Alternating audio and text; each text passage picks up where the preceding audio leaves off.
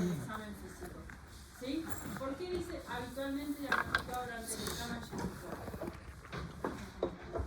Hay una clasificación ecográfica que por ahí no... Sí, ¿por qué más? ¿Cuándo hacemos a veces un diagnóstico de un varicocele? Yo les dije en el consultorio de andrología. Ahora está asociado con infertilidad. Con la infertilidad, sí, viene un hombre joven que su mujer no tiene ningún antecedente y viene con que no puede tener hijos, que hace un año que están buscando. ¿Sí? Bueno, hay distintos grados. Grado 1, varicocele que es palpado ante maniobras de Valsalva. Un grado 2 es palpado cuando el paciente está en hiperestación.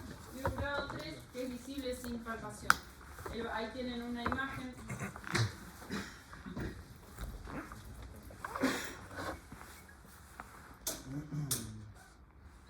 Ahí se ve mejor. Bueno, un grado 3 que es visible directamente sin la palpación. Cuanto más longilíneo y flaco es el paciente, más chance de que tenga varicocele. ¿Sí? ¿El motivo de eso por qué es? ¿Cuál es el mecanismo que genera el varicocele? ¿Saben? Es un retorno venoso detenido por el punto de inserción de la vena gonadal en la arteria. Ajá, ¿cómo se inserta o cómo drena la vena gonadal izquierda, izquierda y cómo drena la derecha? La izquierda drena directo a la renal y la derecha hace a la ilíaca. Entonces no es más que un mecanismo valvular por diferencia de presiones hidrostáticas que drena de una manera del lado derecho y drena de una manera del lado izquierdo, ¿sí? Obviamente del lado de la vena cava o del lado de la aorta, ¿sí? Acá estamos. Entonces, ¿dónde es más frecuente? ¿El lado derecho o de la izquierda? Izquierda.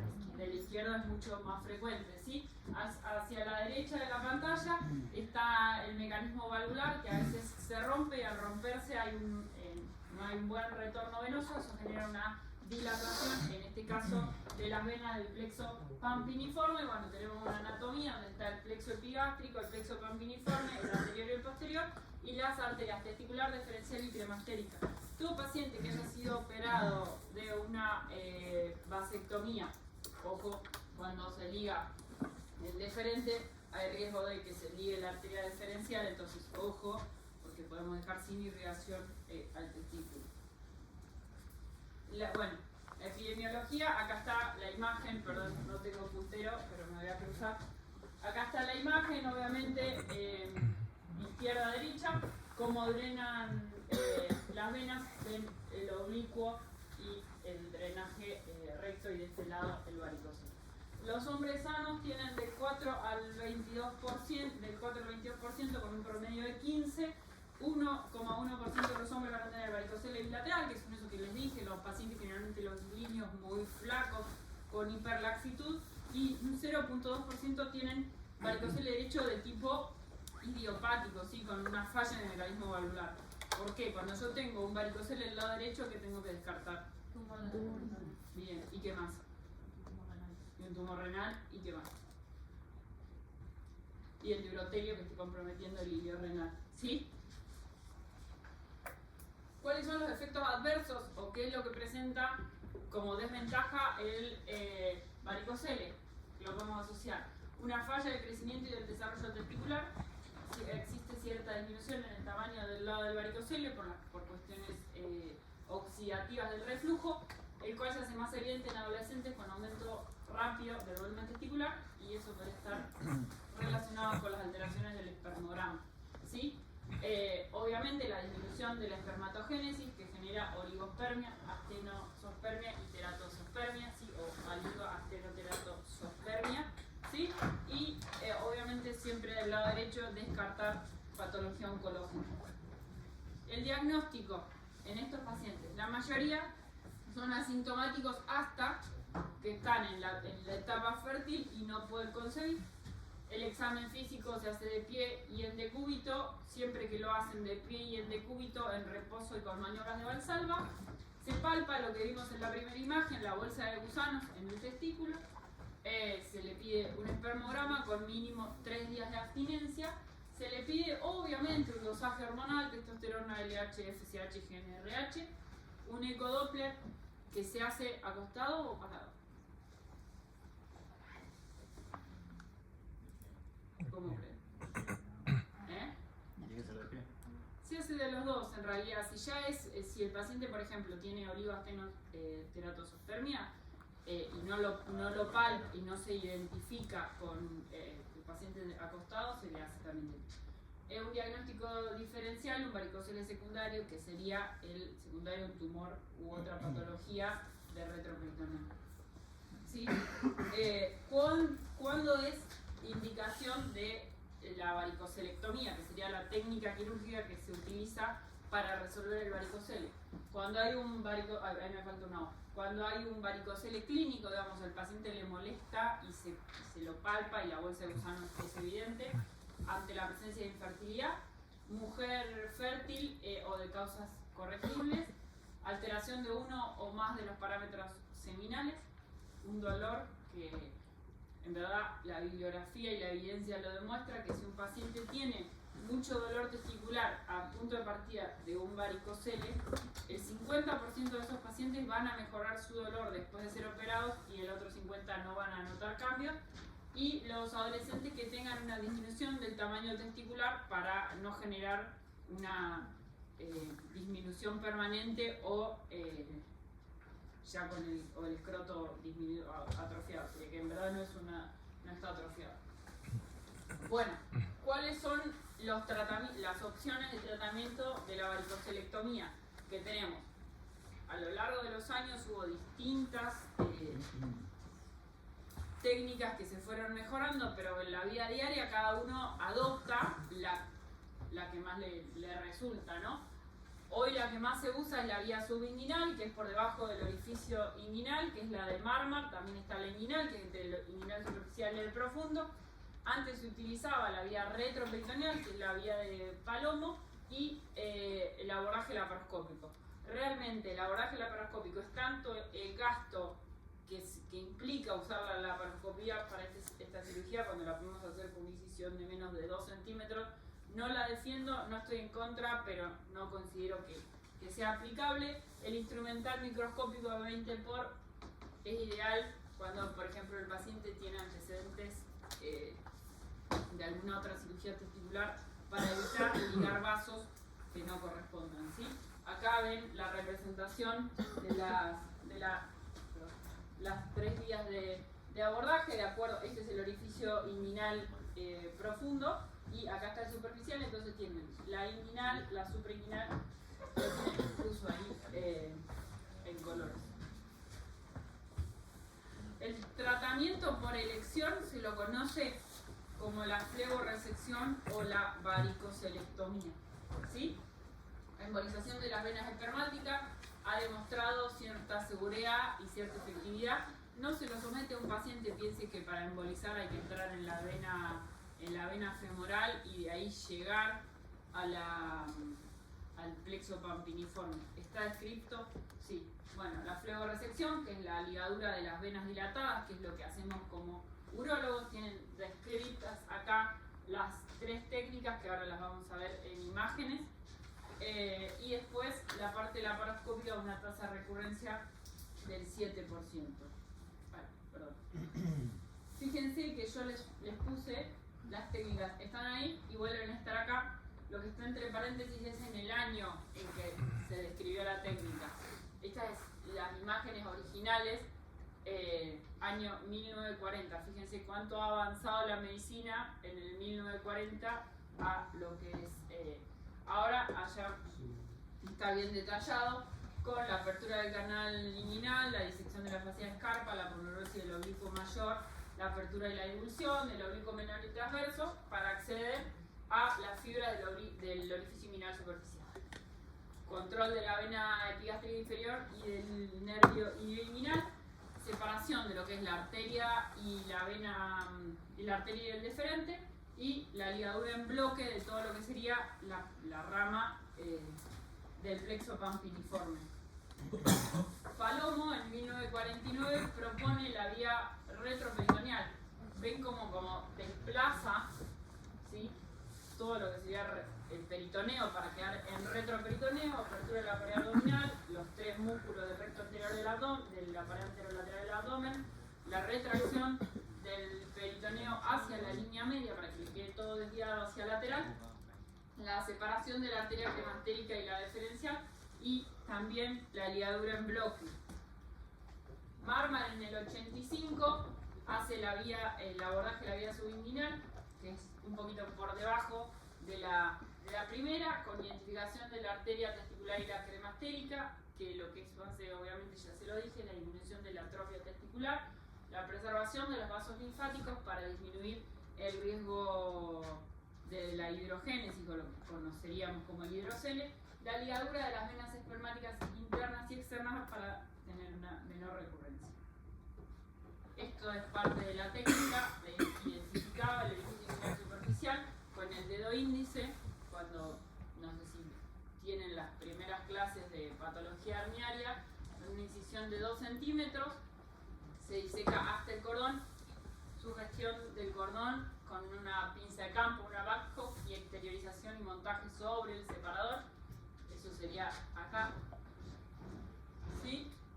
Apertura de la fascia, que es en verdad lo que forma el cordón o canal inguinal, y ahí ya empieza la parte del microscopio. Fíjense cómo empieza a separar, lo tiene sostenido en el separador, por debajo del separador, empieza a separar las distintas estructuras del cordón. Algunos colocan papaverina o le realizan un Doppler. El Doppler se tiene que hacer con el tamaño casi de la punta de un termómetro, el transductor, para poder identificar las estructuras venosas.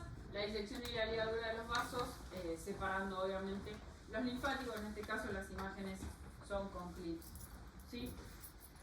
Goldstein en el 92 la modifica porque decía que si levantabas el testículo, acá había un retorno venoso que lo llamaba el gubernaculum, entonces de esa manera tenía una recidiva, ¿sí? Para disminuir la recidiva de todo el 4%, el 12% y el 13% de lo que les mostré en primera instancia.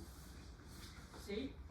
Y obviamente la técnica laparoscópica, que como les dije, prácticamente acá se hace la vía laparoscópica si el paciente se tiene que hacer una hernioplastia bilateral, que se hace por laparoscopía, y se resuelve también el varicocele. ¿Sí? ¿Alguna duda de esto? Bueno, la vasectomía, ¿sí? Hoy en día está de moda en un montón de medios de comunicación o de vías de comunicación. Bueno, sí, hacerte la vasectomía, ya está, cualquier cosa te puedes hacer la reversión.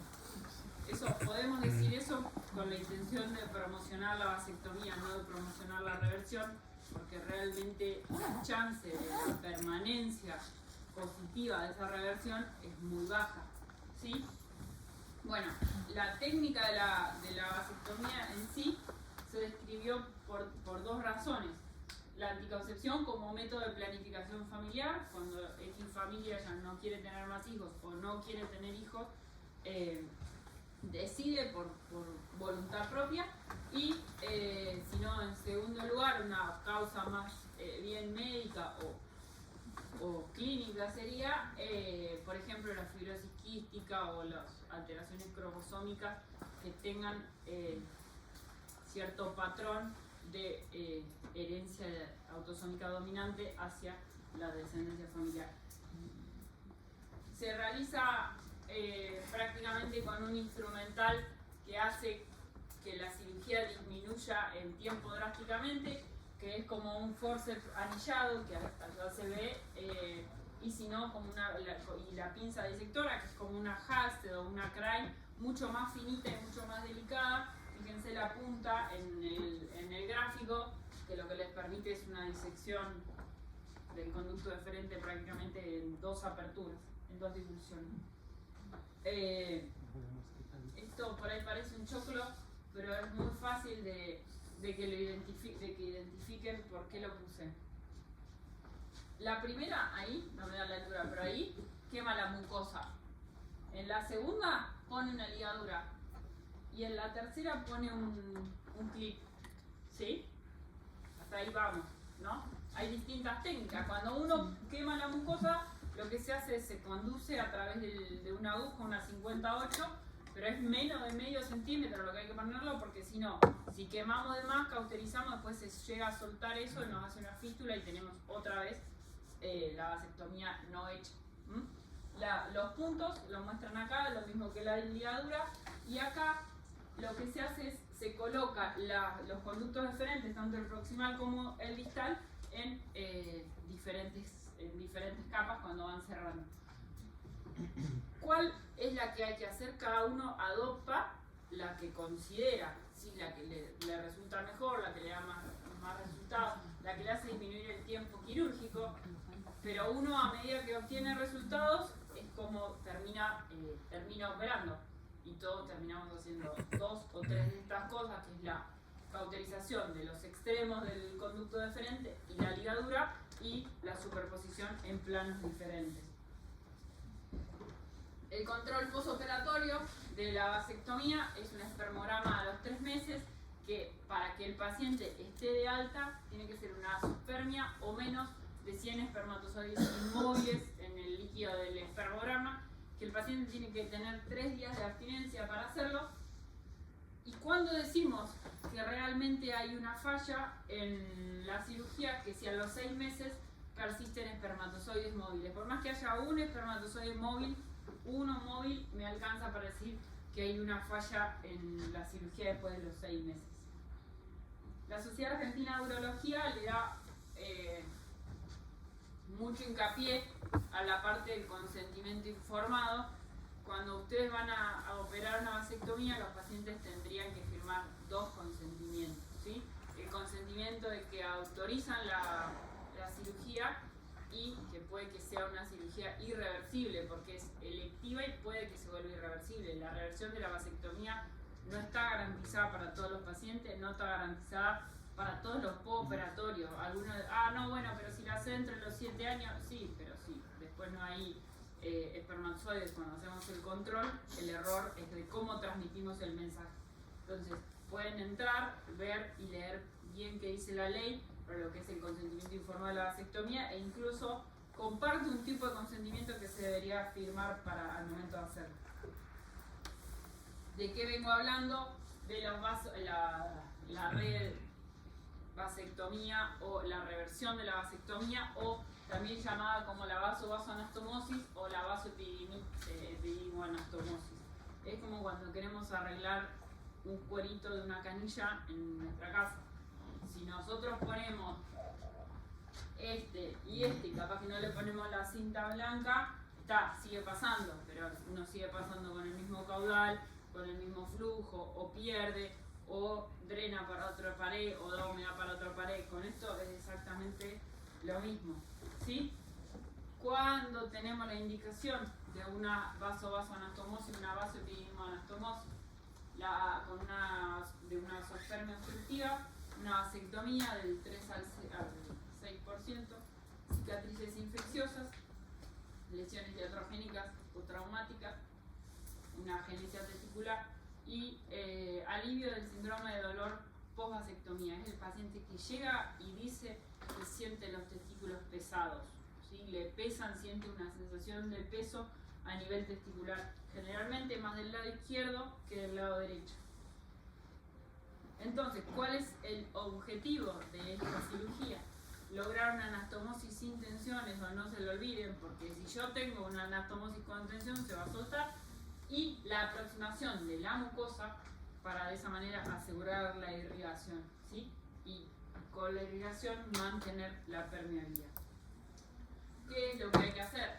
Hay que disecar hasta ver la mucosa, que generalmente se ve el granuloma o la cicatrización blanquecina de lo que ustedes quemaron, asegurar la permeabilidad de esos conductos y asegurar de que cuando se hace la anastomosis no queden rotados, ¿sí? Como cuando se hace la anastomosis de un uréter, una anastomosis termino-terminal de un uréter, o cuando hacemos la anastomosis termino-terminal de una uretroplastia, que si se rota un poquito la distal no queda igual. Disecar hasta la mucosa a veces es el punto más simple, pero realmente confirmar que estamos en el deferente es complejo. Asegurar la permeabilidad, hay que sacar contenido, asegurando que hacia proximal haya espermatozoides. Tiene que estar viéndose en ese momento en el microscopio a ver si hay espermatozoides móviles o no. Y bueno, asegurar la rotación, parte de lo que sería la técnica quirúrgica. Esto es una representación gráfica que lo traje a propósito. Uno cuando hace una anastomosis la puede hacer de dos maneras. A ver si acá me siguen. Que creo que es lo que más tienen que saber de esta clase. Esto es la luz, ¿o no? ¿Sí? Ahí está la mucosa. Y acá está la serosa. Cuando nosotros tenemos la luz del proximal y la luz del distal, podría hacerse una anastomosis. Primero de lo que sería la mucosa y después de la serosa, o sea, dos anastomosis. O si no, el modificado en una sola capa, en un solo plano, que sería desde serosa a mucosa, de mucosa a serosa y anudar afuera. ¿Sí? Y esto creo que es el mismo gráfico de cómo están aproximados y resecados los granulomas. Y la vasoepidimoanastomosis, que en vez de hacer la anastomosis de deferente con deferente, va directamente hacia el epidimo, que creo que tengo esto. Supónganse que no encontramos el distal, no me voy a poner a buscar 6 horas hasta encontrar. No encontramos el proximal, no me voy a poner 6 horas hasta encontrarlo. Voy directamente al epidimo y lo uno con otro extremo del deferente. Y acá es lo mismo, es una representación gráfica de uno de los conductos del deferente hacia lo que sería el epidistal, el epidimo hacia el deferente. ¿Sí? Los resultados. A través de la microscopía, el 96% de las repermeabilizaciones, el 40% tienen un embarazo positivo. La utilización de lupas del 72% de las repermeabilizaciones con espermograma, con espermatozoides, el 28% logran un embarazo.